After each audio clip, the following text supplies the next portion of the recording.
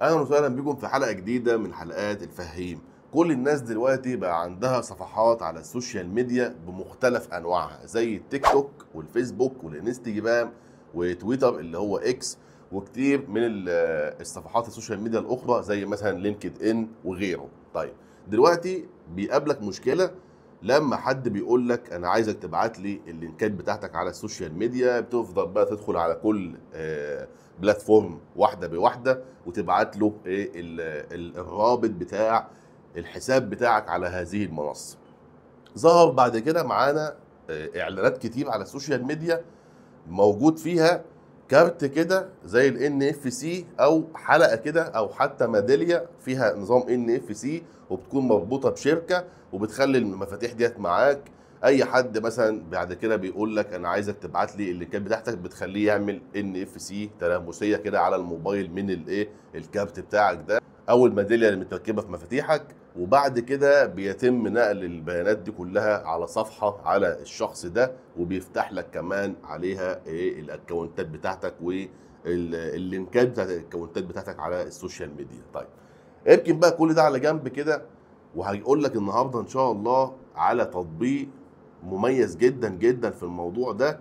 بيلم لك كده يا باشا كل صفحات السوشيال ميديا بتاعتك بصورة شخصية ليك على ويب سايت.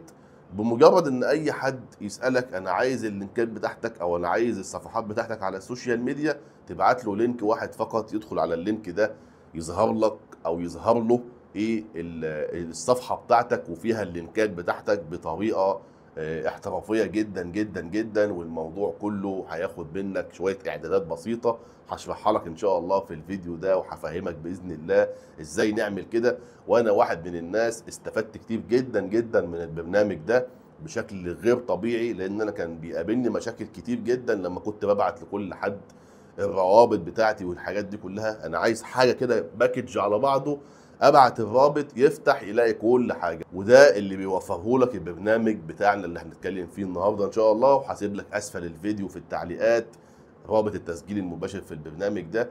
وقبل ما نبدا الحلقه بتاعتنا ما تنساش تشترك في القناه وتفعل زر الجرس على الكل عشان خاطر يوصلك كل موجود جديد ومميز. ومن غير كلام كتير يلا نخش على التفاصيل.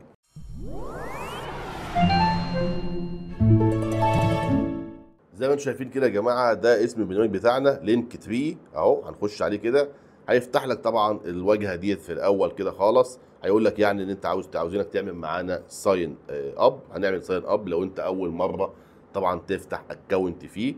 بعد كده هنختار اللي هو كونتينيو ويز جوجل ساين اب اهو، كونتينيو ويز جوجل. بعد كده هيحولنا على الصفحه دي. هنكتب هنا اليوزر نيم بتاعنا، تمام. ولازم يكون طبعا يوزر نيم من نوع فريد شويه اهو. نختاره مع بعض. كتبنا زي ما انتم شايفين اهوت اليوزر نيم بتاعنا. اليوزر نيم ده يا جماعه لازم يكون اسم مميز عشان خاطر ايه ينور لك باللون الاخضر زي ما انت شايف قدامك كده. لو في اي حد واخد الاسم تاني او عامل اسم شبيه هيدي لك هنا ايه الاشعار باللون الاحمر، لازم تخليه باللون الاخضر. بعد كده هنقول له كرييت. هيقول لك هنا دخل لي باسورد، هندخل باسورد. بعد كده هنقول له كونتينيو. وبكده يكون تم انشاء الحساب بتاعك من غير اي مشاكل. هيدخلك بقى يقول لك سن ان. زي ما انتم شايفين هنا الصفحه لما بتفتح بقى التطبيق من جوه بيسالك بقى شويه حاجات كده، انت تبع ايه وبتاع. انت بتريح نفسك من كل ده، وبتقول له ان الاكونت بتاعك ده انا عايزه بيرسونال. زي ما انتم شايفين اخترنا هنا كلمه اذر، طلع لنا هنا في الاخر كلمه بيرسونال. بعد كده بتقول له كونتينيو اللي هو شخصي. هنا بقى بتعمل الاعدادات او اللون اللي انت عايز تشوف بيه الشغل بتاعك. طبعا مثلا احنا خلينا نختار ده الشكل بتاعنا كده. لو انت عايز على سبيل المثال تعمل ترفع صورة زي ما انتم شايفين كده اهو، رفعنا صورة للاكونت بتاعنا واخترنا السيم اللي هو البلاك او الابيض او اي سيم تاني. عندك هنا مجموعة متميزة طبعا اهي، تقدر تختار الشكل اللي انت عايزه، تمام. ونقول له كونتينيو. هنا يا سيدي هيطلب منك في البداية كده لينكات. طبعا انت هنا اعمل له سكيب دلوقتي، تمام، عشان خاطر بس يدخلنا على الشغل بتاعه من جوه. طبعا هنا في خطط في خطه بتكون مدفوعه وخطه بتكون الفري. احنا طبعا مش هندفع فلوس، احنا هنستخدم الخطه اللي هي الفري اهو. هنختار كده الفري وتقول له ساين اب فري. هنا هيقول لك اعمل فيريفاي للاكونت او للايميل بتاعك. هتقول له خلاص ابعت لنا كده عشان نعمل فيريفاي. زي ما انتم شايفين اهو، هنا طلع لنا كده على الجيميل. هتقول له التحقق من الجيميل. لازم عمليه التحقق دي تتم عشان خاطر الموضوع يكون معاك شغال ويتفعل ويتاكتف زي ما انت شايف كده. دلوقتي بقى هنيجي للنقطة المهمة جدا، وهي إضافة اللينكات بتاعتك عشان خاطر لما بعد كده تحصل على لينك واحد بس وتبعته بقى لأي حد، وبعد كده يفتح اللينك بتاعك ده يلاقي الدنيا بتاعتك كلها متظبطة. هنا هيقول لك هنا في أول ما تفتح التطبيق كده هيقول لك اد نيو لينك. طبعا ده بعد ما عملت التسجيل وسجلت في التطبيق وعملت الفيريفيكيشن كود اللي هو انضاف لك انت، يعني وثقت ايه الجيميل بتاعك زي ما احنا عملنا دلوقتي على الايميل بتاعنا. طيب هنقول له هنا اد نيو لينك. طبعا هنا في الاول هيسالك انت اللينك بتاعك ده ايه، وهنا حاطط لك طبعا مجموعه من الاشكال بتاعه البلاتفورم. احنا على سبيل المثال هنختار يوتيوب الصوره، وهنقول له هنا اللينك بتاعنا هنجيبه دلوقتي بتاع اليوتيوب بتاعنا القناه.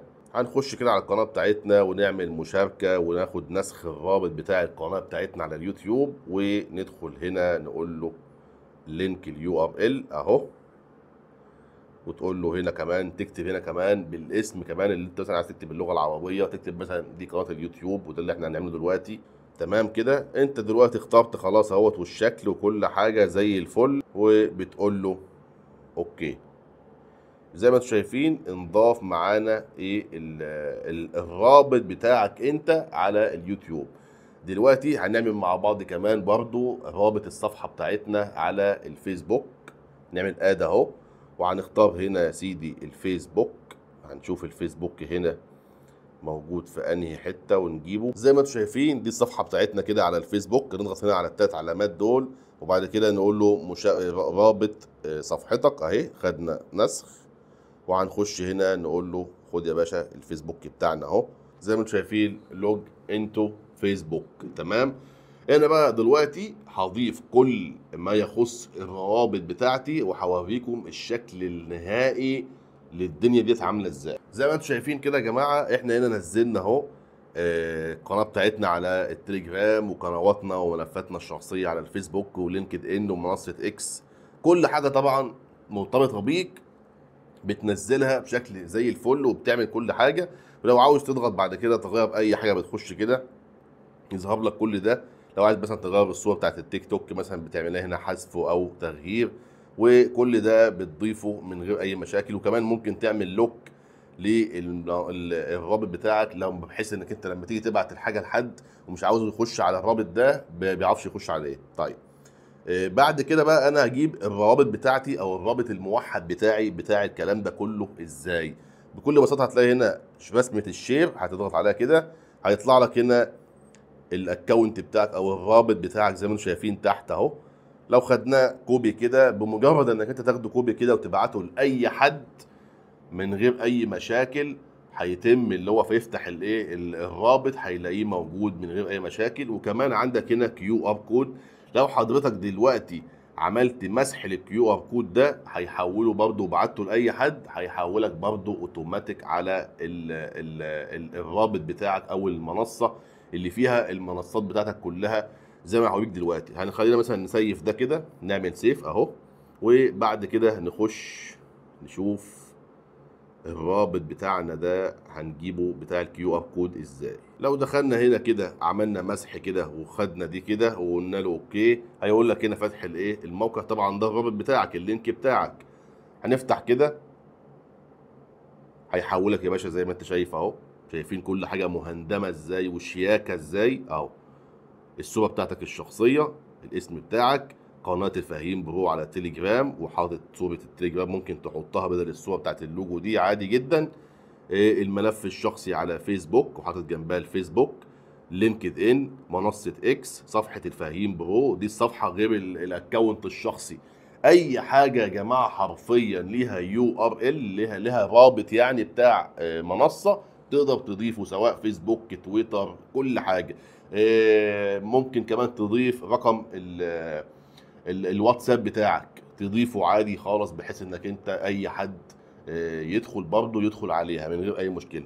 خلينا مثلا على سبيل المثال اغير لك الصوره بتاعت التليجرام بتاعت اللي فوق دي. هنخش هنا لو مجرد ان احنا عايزين نعمل اي تعديل اهو، قدامكم برضو حاجه كده خطوه اهي التليجرام. خلينا مثلا نختار التمبلت. تمام، طبعا احنا اخترنا دي، لا يا عم احنا عاوزين نغيرها، هنقول له نغيرها اهو. هنختار هنا صوره التليجرام اهي، هتقول له اوكي، هيحمل معانا كده شويه. بعد كده هتقول له done. خلاص كده اتغيرت معاك الصوره، بس كده بكل سهوله. بس كده بكل سهوله. لو مسحنا دي تاني كده وطلعنا كده، دخلنا تاني، عملنا مسح للصورة وخدنا الصورة دي وعملنا اوكي وقلنا له افتح الموقع، شفت ايه اللي حصل دلوقتي؟ اتغيرت معاك اوتوماتيك، بقت علامة التليجرام.